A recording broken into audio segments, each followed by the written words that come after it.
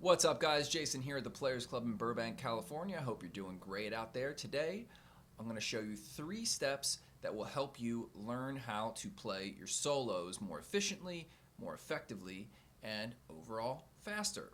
So, step number 1 is going to be to learn the notes, right? You just want to get your notes down. Now, it may seem fundamental or just overall stupid that I'm saying that, but it's the truth. Don't worry about the timing. Don't worry about the vibrato or the hammer or anything like that. It's just get the notes down. Step number 2 is going to be to play the notes in time. This is where most people mess up, is they don't play it to a drum beat or a metronome. They just try and force it into the song. Don't do that. Learn the phrasing along with a metronome or drum beat, so this way that you're playing more accurately and you're actually building your lick vocabulary rather than just trying to recite notes. And then step number 3 is going to be to polish the technique, like really understand the details of what's going on in each phrase so that you improve your overall technique as a player. So let's unpack those. Step number 1 would be to use the stacking technique to memorize the notes. And here's what I mean. If I'm learning a solo, let's just say Shook Me All Night Long. To learn the notes, I use the stacking technique, which means I'm going to learn the first note, then I'm going to learn the second note, or the second and third note. I'm going to go back and I'm going to play all 3 notes. Then I'm going to learn the fourth note, or the fourth and fifth note. I'm going to go back from the beginning. I'm going to learn all 3. So on and so on. So learn the notes in chunks, right? I call it stacking. You take one part, you learn the next note, you go back, you go up. You go back, you go up, all right? Get all the notes down. So once I have the notes memorized, step number 2 is going to be to put them in time by using a metronome or a drum beat. I prefer using a drum beat. It's just a little bit more organic and it's really just a little bit more fun. So let's zoom in and let's take a look. I have the metronome set to 58 for our example here, right?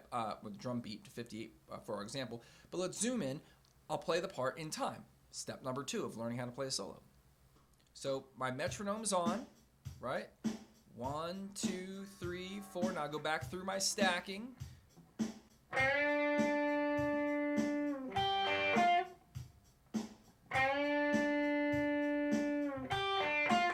Then I add on.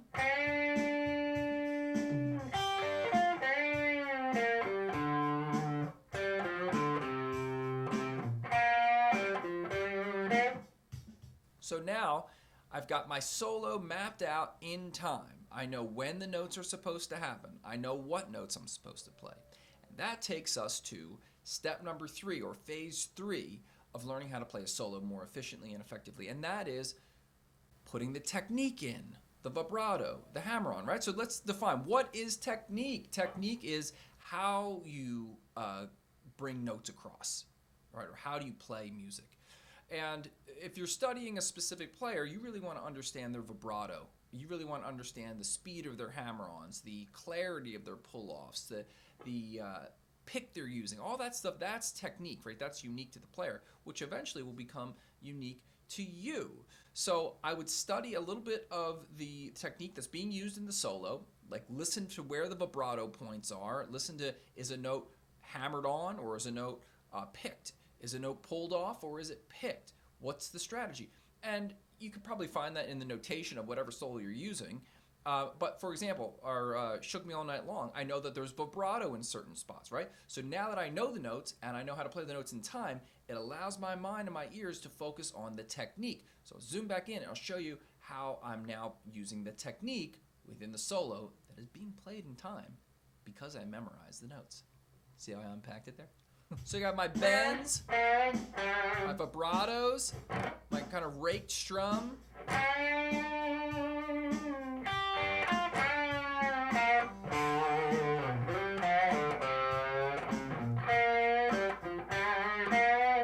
So you can hear major difference, right, from where I started. So let's review. When you're trying to learn a solo, or you're trying to learn a solo effectively and efficiently, step number 1 is learn the notes. Just get the notes underneath your fingertips. Commit them to memory. After you've done that, Step number 2 is going to be to put them in time. Play the notes in time.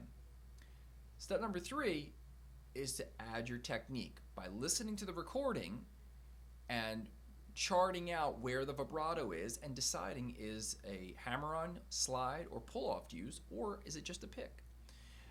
So that's it. You start doing that, taking that approach to learning how to. So that's it. If you start taking that approach to learning your solos, you're going to find it much more effective, and you're actually going to become a way better musician. Okay, so there was a request for a video like this, or for me to answer a question, so that's why I did it. If you have a question, or if you have a technique or something you want me to talk about, go ahead and leave it in the comments. I will take a look, and maybe I'll put out a video or so. If you're a new viewer, thanks again for checking us out, and go ahead and click subscribe, hit the bell so you know when the videos are coming out. For all you other guys that are already with us, thank you. Appreciate you watching. It's good to see you again. Want to give a shout out to my man Robert out there who picked up a guitar hoodie. Thank you so much. Appreciate it. It was good talking to you. And I'll catch you guys in the next video. See ya.